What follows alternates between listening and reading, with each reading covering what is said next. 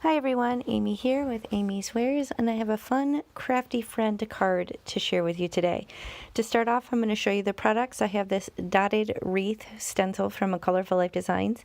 I have a card base of 120 pound cardstock. I have some blending brushes. I'm going to use my Catherine Pooler inks.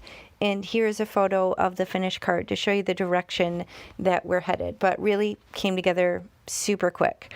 Now I'm using this new to me stencil. I believe it was from, I'm not sure if it was the February release, January release. It's not too old, but I just recently got my hands on it. And I actually just decided, rather than using ink pads, I'm just going to use some residual ink on my blending brushes. So this is a nice way to kind of clean your brushes. I don't usually do it. I just leave the ink on there because I know I'm going to get around to it eventually. But I'm just kind of going through with a smattering of colors. I'm trying to put colors next to each other that kind of get along. I was getting quite a bit of blue on that yellow blending brush, but oh well. Now I'm coming in with some teal, and so I'm working with kind of a cooler palette here, but you'll see in a moment I'm actually going to take the stencil up, wipe it off, and then just kind of rotate it a little bit because I want even more dots. So this is where my color theory kind of goes out the window, because I'm going to bring some warm colors on top and they're still going to blend and kind of muddy up and change colors and spots, but it's really not a big deal. At the end of the day, it looks like pretty colored confetti all over the place. Now, since I have it kind of kicked to the side, I'm just going to mask off these little corners because I don't want to get ink there where I don't want it. But I'm going to come in with some reds and purples and just kind of go over top. So it's going to create different colors where it kind of overlays, but it didn't really muddy it up too bad, and it did kind of give it a little bit of a nice rainbow selection of colors. So I'm just kind of, like I said, cleaning my blending brushes. No real rhyme or reason here. Come in somewhere with some yellow, and then I will remove the stencil and show you this awesome wreath of color. Isn't that fun? So I feel like it's so cool because it creates such a simple focal point just to kind of draw your eye in. Now this adorable chubby little unicorn was actually a digital stamp. I don't even know if it was actually a stamp.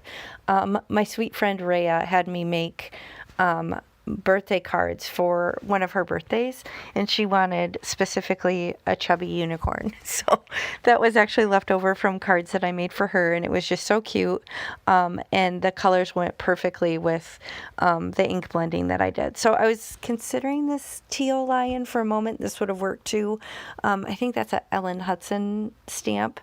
Has some fun puns with that stamp, but ultimately I couldn't resist that cute little chubby unicorn. So I just put some foam dots down. I also used kind of the innards of that foam sheet just so it doesn't go to waste, but it did pop up the cute little unicorn with some dimension on the front of the card. And like I said, I am just working directly on a card base that is 120 pound accent opaque. I was able to get my hands on some on Amazon. I will link it below.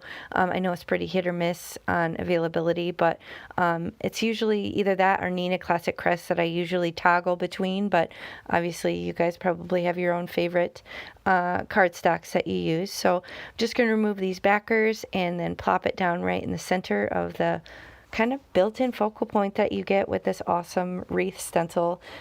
Mary Kay at A Colorful Life Designs has so many of these cool wreath designs, and I love them because you can kind of switch them around and use them differently, or you can just use them to create a built-in focal point on the front of your card. So really takes the guesswork out of it. Really super easy to design something. You don't really need to overthink it. You can just have fun and play, and that's what it's all about, right? So I'm just using these thin foam strips to pop up these sentiments. These are from Tailored Expressions. It says, "Hello, crafty friend," and then sending sparkle and sparkle. Wow, I can talk. Sending sparkle and smiles, I believe is what it says. And I'll put that on the inside of the card, but I'm just going to adorn the front with some blingage.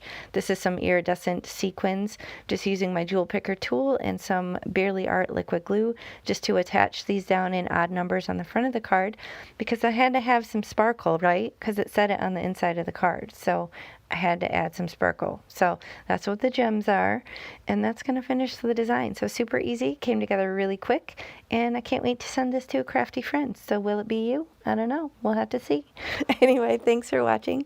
I appreciate it. Please hit the thumbs up if you enjoyed this, and I'll catch you next time. Bye.